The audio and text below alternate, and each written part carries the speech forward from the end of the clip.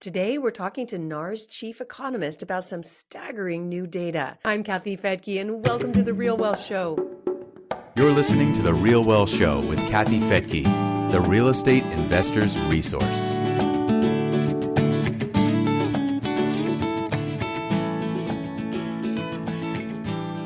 Joining me is NAR's Jessica Lautz. We'll be covering some surprising trends among first-time buyers, and spoiler alert, they are now 40 years old. We'll cover how these patterns fit into the broader housing market and why investors may see renters staying in place longer. And before we jump into the conversation, if you're looking for an end-of-the-year deal, wanting those tax write-offs, visit realwealth.com/deals.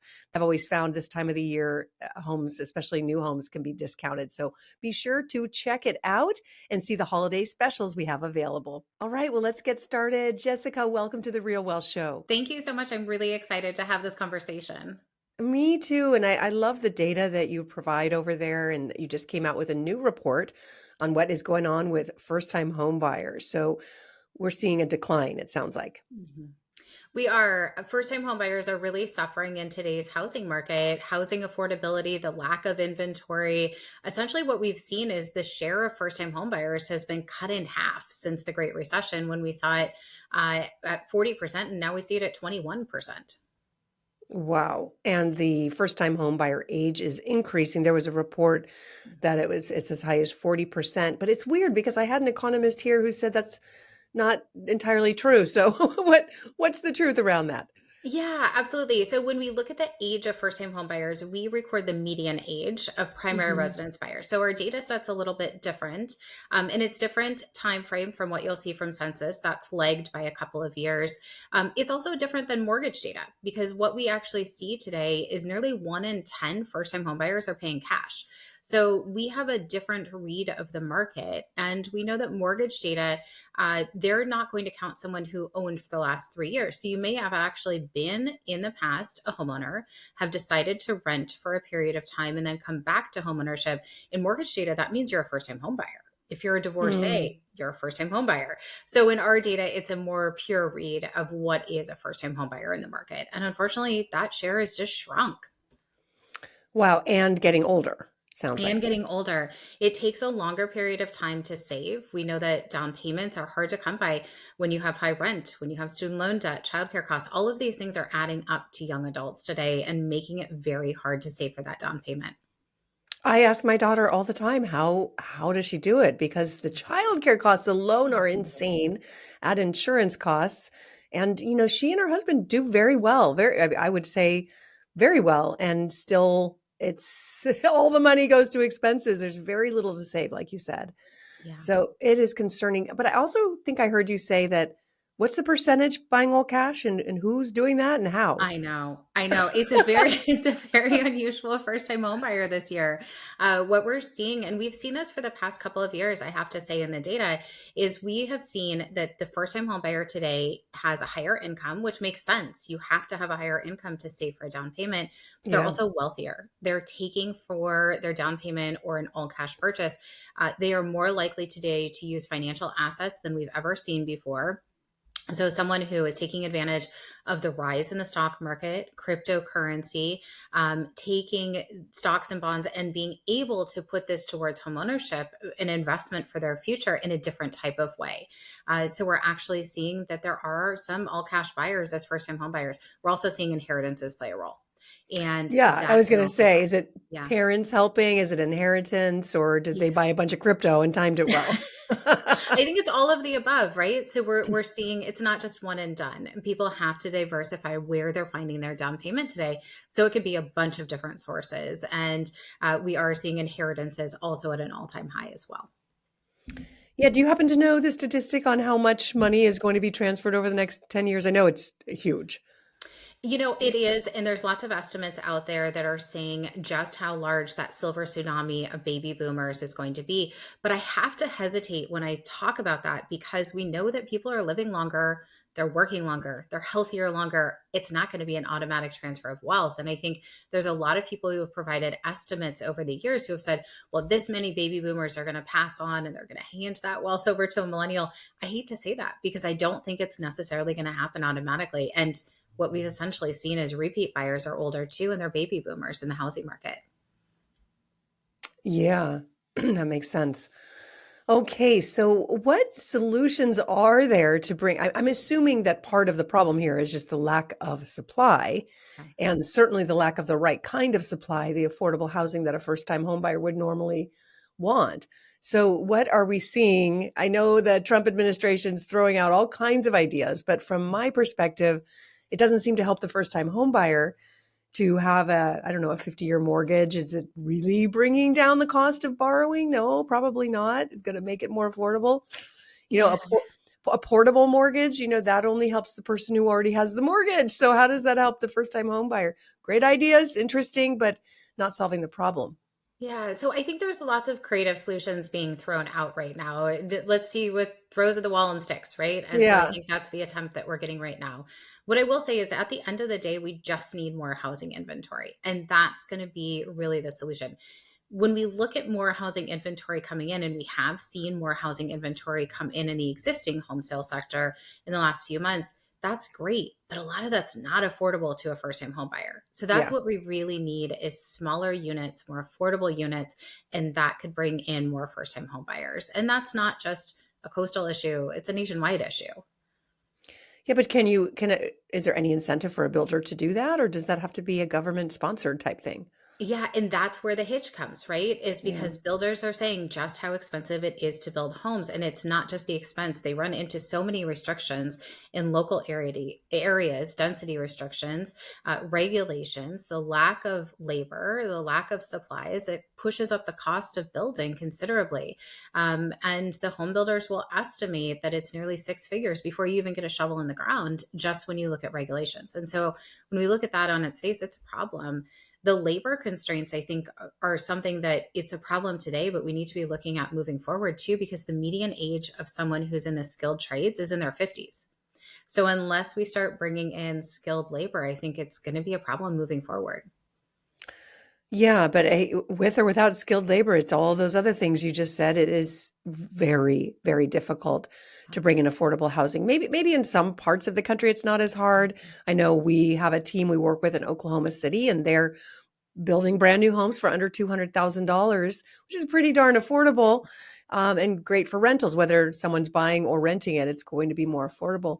That is about what it's going to cost just in fees in California to get something off the ground, right? So it's impossible.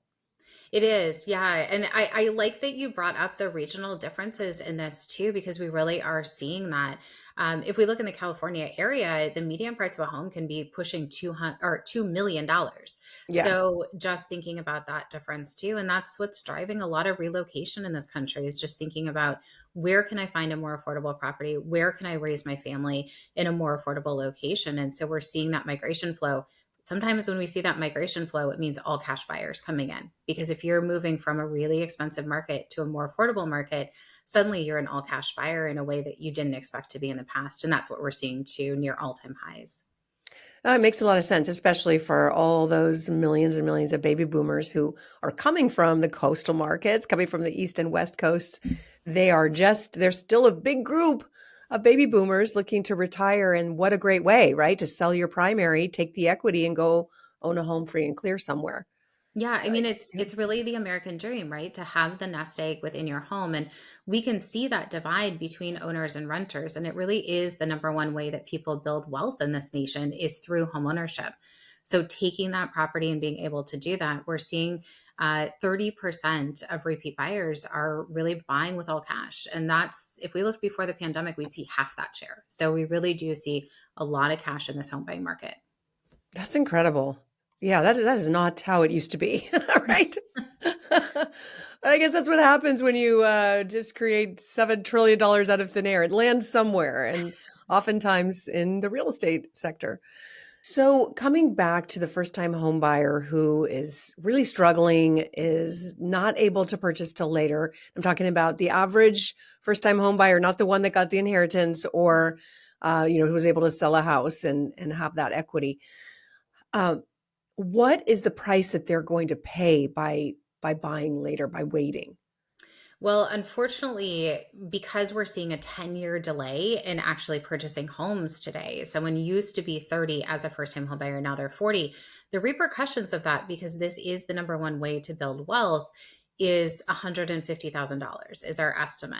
Well, we're currently in a buyer's market, so that helps. I mean, would you say that we're in a buyer's market, or has the lower rates kind of put us back to equilibrium or more in a seller's market in some places? Yeah, that's a really hard one because what we can see today, if we just look at the market, if we look at the numbers, it's balanced in some areas, but I think it's really dependent on price point. We know at the higher end of the market, homes are actually selling. That's actually where we're seeing increased home sales activity is at the higher end. So thinking about the $1 million plus, because people are making trades there. People have that housing equity and can make trades. At really affordable price point, we're not seeing a lot of sales, but there's also not a lot of inventory at those price points. It's an unusual market in that some homes are sitting for more than a month. The median days on market is now over 30. But at the same time, about 20% of homes are moving more than the asking price, which indicates a bidding war must have happened there for 20% of homes to move more than the asking price. So I would say it's a very divided market. And I would also say it's very location and price dependent. Yeah, I was just at like I said, I was at a conference recently. I was speaking and people were asking, what is selling? Where is it a buyer's market? Where is it a seller's market? Is it the high end that's selling faster? And or the affordable housing? And it just depends, right? It seems like markets they're all on different cycles. Yeah, and this is where I would really say that knowing that local expert, having that local expert, your Yeah. real estate agent who's a realtor on your side, that's going to be your make or break in this market because you need someone who can help you with that pricing strategy if you're a seller. And prices are moving right now. And so you have to understand what makes sense in this market. And as a buyer, you don't want to overpay, but you certainly don't want to get into a bidding war either. And so understanding the market dynamics is really important right now. I'm so glad you said that because it is shifting and you do need to understand your market. And just because a price or a market behaved a certain way 6 months or a year ago may not be the case today. I mean, we could look at Austin and say what's happening there.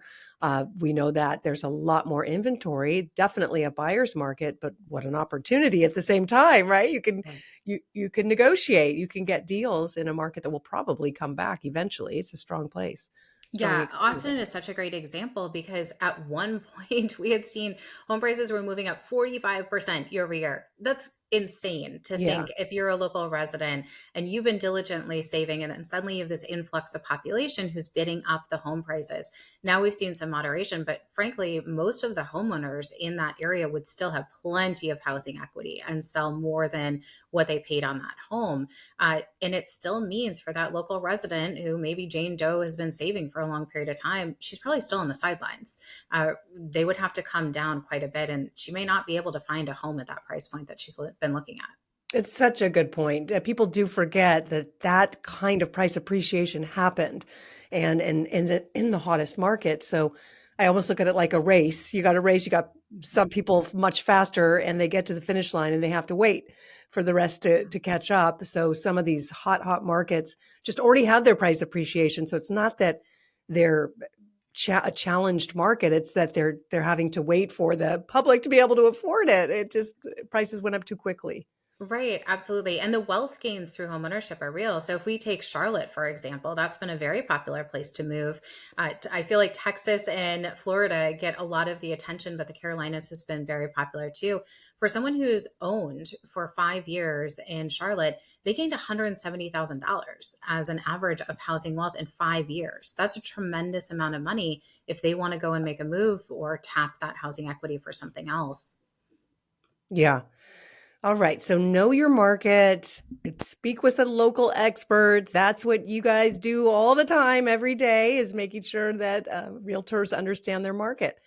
And it's just what would be your advice, in finding the right agent in such a kind of shifting market where you really got to know your stuff?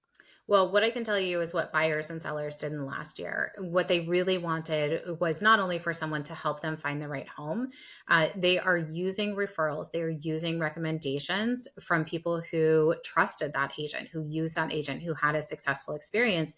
And they're using someone who can help with them with negotiation and help them understand that local market. And those are the top things that buyers want. For sellers, it's still recommendations, it's still referrals, but they want help with pricing. They want help with marketing that home competitively so that they can get the widest pool of available buyers. Something that's snuck up in the data that I think is really interesting, both for buyers and sellers, is that buyers are starting to want their agent to show them what are the faults and features in this property? What am I not seeing behind the home staging? For Yeah. sellers, it's the exact opposite. It's how do I stage this home? How do I fix it up for sale? So it's really making sure that home is seen in the best light for the best possible price. But for buyers, it's what am I missing when I go into this house? So important. And, I don't want to say it's easy to get licensed as a real estate agent, but it can be done. And so often somebody will just have a friend who knows someone who's licensed and like a brother or sister, I'm going to use them. And it may be somebody who just got their license. And that may not be the best choice for you at this time. If there's a new agent or someone just kind of working part-time, ideally they could have a partnership or with another agent who is out there all the time hustling and knows the market and is working with a lot of clients. Would you say that's an issue that people just kind of will grab a friend who's licensed and not really look at their experience before working with So them? we do ask how do they find their agent, and the front, you have to break through that, right? And so you want to make sure that your reputation is top notch. And we do see that it's more common to use a referral of someone who has worked with that person versus is the friend. And that's a good thing. You want to be able That's to good. break through that. And it's a dynamic market. For entrepreneurs to be in this market, you have to be the best out of the best. It's just like choosing a restaurant at night, right? So Yeah, you really have to be the best restaurant that's out there that has the best reputation that people enjoy their experience with. absolutely. Okay, well, most of our listeners are real estate investors, Mhm. and the way that investors interpret all of these headlines is going to be different than the first-time home buyer or the person who owns their home already. We're looking at buying these homes for rent, and it seems that if people are going to be staying or aren't able to buy until age 40, they're going to be renting longer, right? Yeah. Yeah, certainly. And we are seeing that. We're seeing that people have to rent longer or they're doubling up with family for a longer period of time too. And those parents are probably ready to be rid of them at 40. I will say that we are seeing it's yeah, we see that in the data. So we are seeing that renting for a longer period of time is happening, and there is certainly a market out there for investors to rent single family homes as well. Because looking at someone who's 40, they could have kids in tow, they could be partnered up. This isn't probably someone who's renting in their young 20s. That's a different type of renter, and so we are seeing that market is developing certainly for single family homes. And one of the things we've been teaching people for over 20 years is if you live in a high priced market like I do, where the median price is goodness, it's in the millions, and you're going to have to put up $200,000 to $400,000 just as a down payment, Mhm. wouldn't it be just better to rent? Doesn't it make more sense to rent? It's cheaper to do so. And you could instead invest in real estate that's more affordable, that's offering somebody else an affordable place to live and get into the market that way through a rental property while you're renting your own primary. What are your thoughts on that? Yeah, no, that is definitely a strategy that we have seen for some first-time home buyers. And I feel like it's been talked about a lot more in the last couple of years as some markets have gotten so expensive that it would be impossible for a first-time buyer to come into. Perhaps Yeah. even pooling funds with a family member or a friend, earning equity on that investment property or on that vacation rental property where you can enjoy it a couple times a year too, but you're also earning equity. And that's the key there. And we've certainly seen that as a strategy. Yeah, yeah. Just the important thing is to Yes. get in somehow. And house hacking. There's so many ways. That's the way I did it. It wasn't cheap in the '90s either, and we had to rent out rooms, and that's okay. That's how a lot of people get started. Jessica, thank you so much for joining me here on the Real Well Show. You just really are great at simplifying complicated concepts. So thank you. Thank you so much for having me today. Thank you so much for joining me here today on The Real Wealth Show. If you need to do a 1031 exchange or you're just looking to get into your next deal this year to get those tax benefits, check out realwealth.com/deals. And I'm telling you, this is one of my favorite times to invest in property because the competition is low. People are focused on the holidays and builders need to sell, and we get great deals at Real Wealth during this time. So once again, check that out, realwealth.com/deals. I'm Kathy Fettke, and we'll see you next time.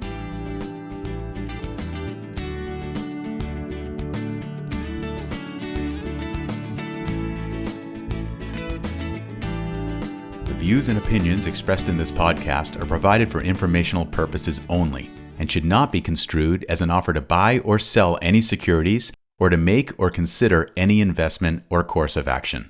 For more information, go to realwealthshow.com.